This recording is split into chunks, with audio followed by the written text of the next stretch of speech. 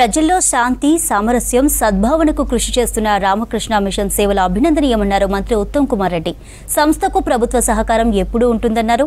రంగారెడ్డి జిల్లా నందిగామ మండలం కన్హశాంతి వనంలో జరుగుతున్న యువ సమ్మేళనంలో పాల్గొన్నారు మంత్రి. ప్రపంచవ్యాప్తంగా యుద్ధ పరిస్థితులున్న సమయంలో ఇలాంటి సదస్సులు చాలా అవసరమన్నారు. వేర్వేరు దేశాల నుంచి వివిధ రంగాలకు చెందిన యువత సదస్సుకు హాజరయ్యారు. యుద్ధాలు కానీ ఒక యుద్ధం లేక అట్మాస్ఫియర్ కానీ ఒక ఘర్షణ పడే అట్మాస్ఫియర్ పెరుగుతుండడం ఇది చాలా ఆందోళనకరమైన విషయం కూడా మనందరం గమనించాలి. ఈరోజు ప్రపంచంలో శాంతి, సామరస్యం, ఒక సద్భావన ఉండాలని మేమందరం కోరుకుంటున్నాం. ఆ దిశలో ఈ సెంటర్, ఈ మిషన్ చేస్తున్న అద్భుతమైన కార్యక్రమాలని మేము మనస్ఫూర్తిగా అభినందిస్తున్నాం.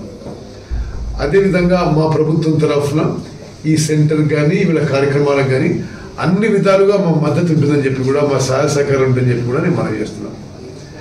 అదేవిధంగా వీళ్ళు ఇప్పుడు రెయిన్ హార్వెస్టింగ్ కానీ, మరి ఇక్కడ ఏమీ లేని చోట ఇంత పచ్చదనం తీసుకురావడం, అది అందరూ చూసి నేర్చుకోవాల్సిన విషయం కూడా మేము భావిస్తున్నాం. వాళ్ళు నడిపించే ప్రోగ్రామ్స్ కూడా మెడిటేషన్ కానీ, స్పిరిచువాలిటీ కానీ, ఇవన్నీ కూడా మన ఒక మానవాళికి ఒక మంచి దిశ చూపుతున్నట్టుగా నేను మనం చేస్తున్నాను. I'm inspired by this mission.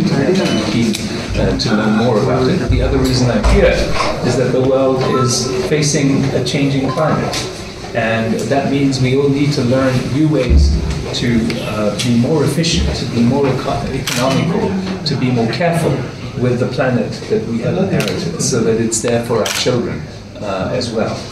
And in this campus, they have shown how with harvesting rainwater and the new agricultural techniques, even in barren soil, you can create a very flourishing environment. And I'm keen to learn from that experience as well, so that we can bring it to others.